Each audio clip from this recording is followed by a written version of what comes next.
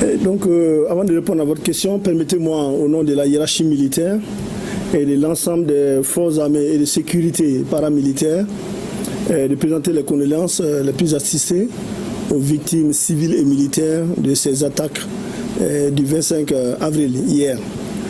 Donc, pour revenir à la question, effectivement, hier, 25 février 2026, les FAMA ont repoussé des attaques coordonnées, simultanées et complexes dans pratiquement 7 de nos localités, y compris Kidal, Gao, Kona, Mopti, Sévaré et Bamako et Kati. Ces attaques coordonnées restent dans le cadre d'un plan de déstabilisation coordonné par des acteurs internes et externes qui veulent vraiment plonger le pays dans une situation d'insécurité permanente.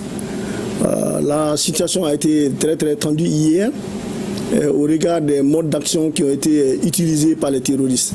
Il s'agit des véhicules kamikazes, des engins explosifs improvisés, et des drones kamikazes, et des tirs indirects et surtout aussi des actions directes contre nos positions.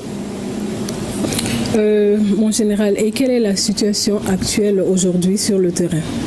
Donc, pour la suite de la question, la riposte très professionnelle des FAMA a permis de mettre en déroute l'ennemi, et cette riposte vraiment était à la hauteur des menaces, des attaques qui ont été commanditées par les terroristes. Avec la neutralisation, pour le moment, on est en décompte. On est à plus environ sur l'ensemble de toutes les attaques qui ont été faites. On a plus de 200 terroristes qui ont été neutralisés. Ça, c'est sans compter peut-être les recherches continuent à présent et plusieurs équipements militaires qui ont été aussi récupérés. Quand on voit l'ampleur des attaques comparée au bilan, à notre bilan ami vraiment relatif, je pense que la riposte était vraiment à hauteur de souhait. On sait qu'aujourd'hui les terroristes sont à Demadate. Ils sont à des madades et puis ils essayent d'aller un peu dans la perfidie en portant des tenues militaires pour essayer de s'inviter de la population, se réorganiser aux abords des localités pour essayer de reprendre. On sait que aussi la situation s'est rétablie progressivement dans les localités qui ont été attaquées, excepté la particularité de la région de Kidal, là où nous sommes dans une réadaptation de notre dispositif. Et est-ce que le bilan a évolué d'ici là?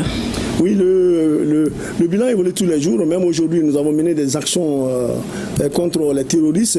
Les ratissages continuent pratiquement dans toutes les localités. Et nous les recherchons, nous les poursuivons, nous les détruisons. Partout où ils se trouveront. Et quelles sont les perspectives, mon général? Les perspectives, nous continuons à réadapter nos dispositifs, surtout à renforcer nos positions. Pratiquement dans toutes ces localités et d'autres localités qui n'ont pas été touchées par ces différentes attaques. On sait que le plan de déstabilisation est vraiment vaste, il est complexe, donc ça c'est une alerte pour nous. Nous nous tenons prêts vraiment à faire face à toute éventualité. On sait que l'analyse de la situation actuellement au niveau des terroristes, c'est qu'ils veulent continuer à mettre en place, ils veulent continuer ce plan de déstabilisation en mettant des pressions sur les différentes localités, comme vous l'avez vu. Régulièrement, il y a des informations qui font état des gens infiltrés par-ci, par-là. Ils veulent aussi couper les axes, mettre la pression sur les axes de ravitaillement. Logistique est perturbée, les ravitaillements au niveau des grandes localités. Donc, la particularité de la région de Kidal, c'est que nous sommes dans un processus de réadaptation de nos forces avec un repositionnement de nos forces sur la localité de Anéfis, en gardant pratiquement toutes nos positions, repositionnement sur la position d'Anéfis en gardant nos positions. Donc nous restons dans la région de Kidal.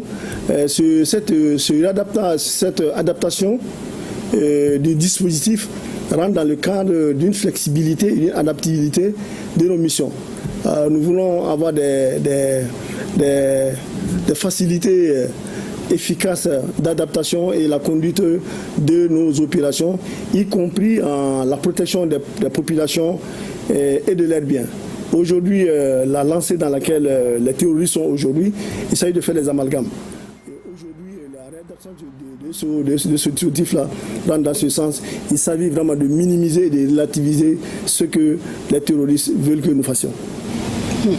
Et pour terminer, avez-vous un message particulier pour la population dans cette période difficile? Bon, effectivement, l'appel que j'ai à lancer aux populations, c'est de rester calme. Effectivement, depuis hier, on a dit laisser les femmes faire le travail. Nous allons continuer à rechercher et puis neutraliser ces terroristes. C'est notre mission régalienne. Et deuxièmement, je veux demander aux populations maliennes de ne pas se laisser distraire. Aujourd'hui, il y a beaucoup de choses qui se disent. Et ce n'est que vraiment des propagandes. Et surtout, éviter d'écouter beaucoup d'informations. Pour moi, s'en tenir seulement au communiqué de l'état-major général des armées et qui disent que ce communiqué reste vraiment crédible dans tout ce que nous faisons. Et le dernier point vraiment, c'est d'éviter les amalgames.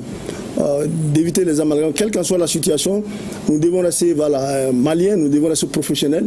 Donc les FAMA sont là ici pour assurer cette mission régalienne. Donc nous demandons l'aide de la population. Toute situation qui est un peu confuse ou qu'elle ne comprenne pas, qu'elle fasse vraiment appel aux forces armées et de sécurité et nous allons faire le travail. Merci mon général.